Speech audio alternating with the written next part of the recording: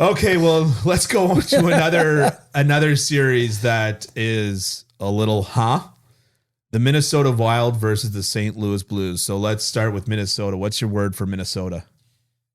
Fialing.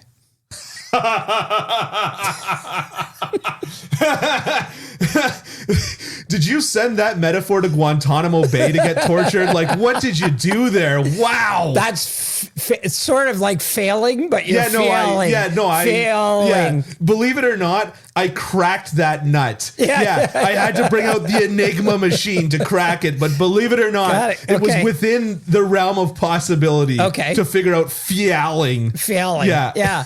But actually, it's not even his fault. He's been good. He's been good. I said before this series, and you can go to KingCampbellsOnStack.com and check my easy with the self plug there, buddy. Yeah. I was worried your head would get a little big if I kept on plugging your work. You can go back to my playoff preview, and I said of the St. Louis Blues Minnesota Wild series, I picked St. Louis. You did, and I said, and I picked Minnesota, and I said that Kirill Kaprizov was going to be otherworldly in this series, but it wasn't going to be enough.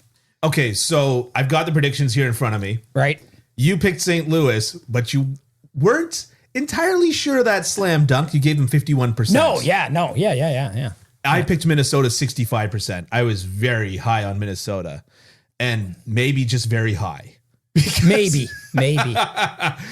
Small chance, but we stopped for Timmy's, but there's a cannabis store right beside Timmy's. I don't know if you've noticed this in Scarborough, Ken. There's a cannabis store everywhere. Yeah. There's maybe more. Yeah, it's like Starbucks in Vancouver. Yeah. I remember I was in Vancouver for the World Juniors, and this is not hyperbole. I'm not kidding. I was at a busy intersection, and there was a Starbucks at all four corners. Yeah. That's like the Lewis Black routine. I knew that at the end of the world, I walked out of a Starbucks and I looked across the street and there was the same Starbucks. And that's how the world ends. The Minnesota Wild, you said, like you mentioned, you said Kaprizov is going to be a beast and it's not going to be enough. And, I mean, is it too simple to say, is it goaltending that's sinking them right now? I don't think goaltending's sinking them, but it's not buoying them either. You know what I mean? Yes. Like, I mean, Marc-Andre Fleury's been okay. Yeah. He's been good. Yeah. He hasn't been great. Yeah. He's been okay. And like, did Cam Talbot lose a game in the last 2 months of the season? Like, he was outstanding. Yeah. I'm just not sure you don't just pull the pin and go to him at some point. Well, like right now. Yeah. When you're down 3-2. I mean, so I have the benefit of not knowing anybody personally in the hockey world. So I can say whatever I want. Oh, okay. I'm just kidding. You obviously say whatever you want. You're not big on Marc-Andre Fleury. You've never been, I don't think. No, I'm not. I think I'm not big on Marc-Andre Fleury. But what I was going to say was that there is pressure to play a player that the GM circled. Yeah. And took. Now, I don't know what the working situation is. I'm not saying that Bill Guerin's bullying anybody or anything like that. But I don't think he is. No, he doesn't strike me as that kind of person. Yeah. But I'm just saying that your GM went out and got Marc-Andre Fleury for the playoffs.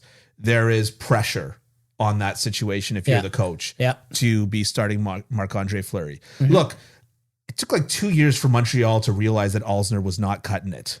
Right. And it's because the GM went and pulled the trigger on Karl Alzner. And, anyways, that's not to, go too deep into that, but I'm just saying that there is pressure, whether spoken or unspoken.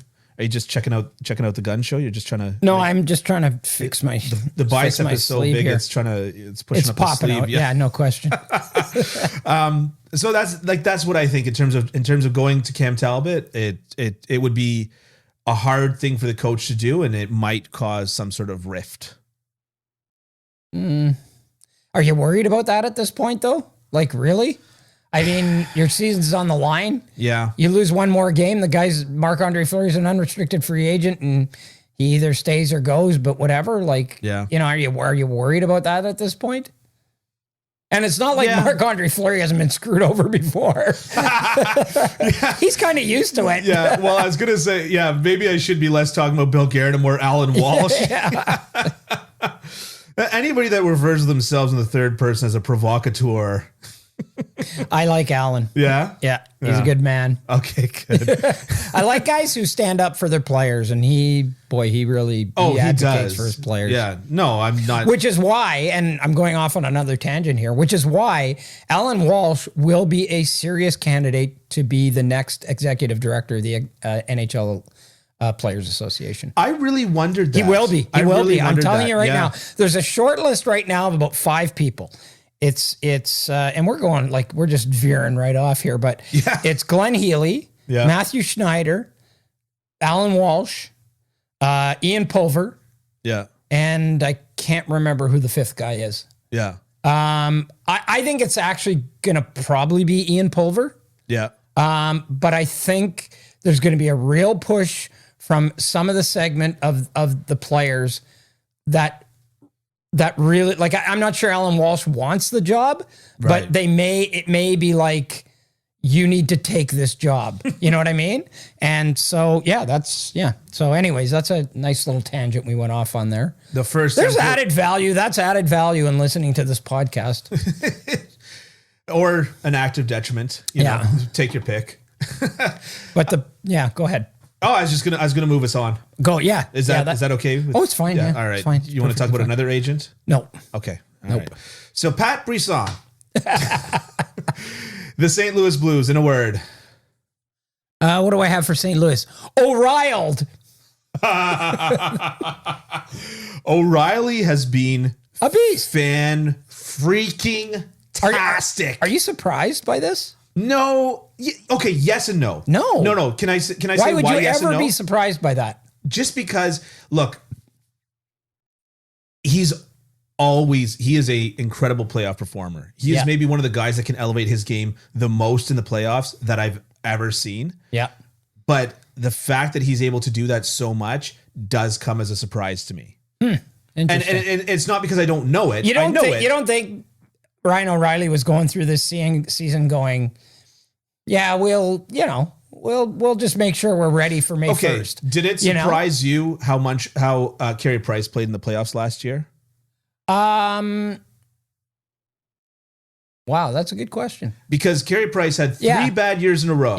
No, 2 bad. Yeah. The bubble and then that. But Ryan O'Reilly wasn't that bad this year. He wasn't bad. He wasn't even bad. But I'm just saying that it's a surprise. It was a surprise to even me how well Carey Price did in the playoffs, despite knowing that he's got a history of poor regular seasons and exceptional playoff performances. And so it's almost like you still try to glean information out of the regular season, even though there's not as much to glean.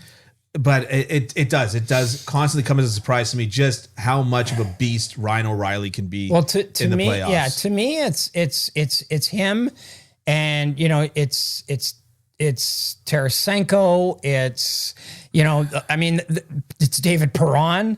David Perron's had a great series. Like you're not looking at Jordan Kyrou and Robert Thomas as the guys. And that seemed to be the narrative this year, was that those guys were the guys that were driving the bus here. You know what I mean? Yeah. Like they were the offensive drivers, and they were the drivers for this team. Yeah. But now that we've gotten to the point where it's a completely different game, you've got, those old war horses who are really bringing it. Yeah. The old battle axes. Yeah. Like it's really interesting to see. Yeah. Dallas is the same way now. Yeah. Yeah. I'll give you my word for them in a minute. Second. Yeah. Okay. But I mean, I agree with you. St. Louis, they took me by surprise. They didn't take me by surprise. I picked them to win the series. I know, but I definitely thought that if Ville Husso was out and Bennington was in, I thought that they were in. Yeah, how's that working out? How's that working out? It's working out just fine for them. But I thought that they would be in Dutch. Okay. No, trying to borrow from an archaic expression. Yeah. Troubled in Dutch. Yeah. It's so archaic. I don't even know what you're talking about. So you never heard the term in Dutch? I've heard of it, but I don't. You got yourself in Dutch? Okay. I don't get it either. Right. Thought you would. Right.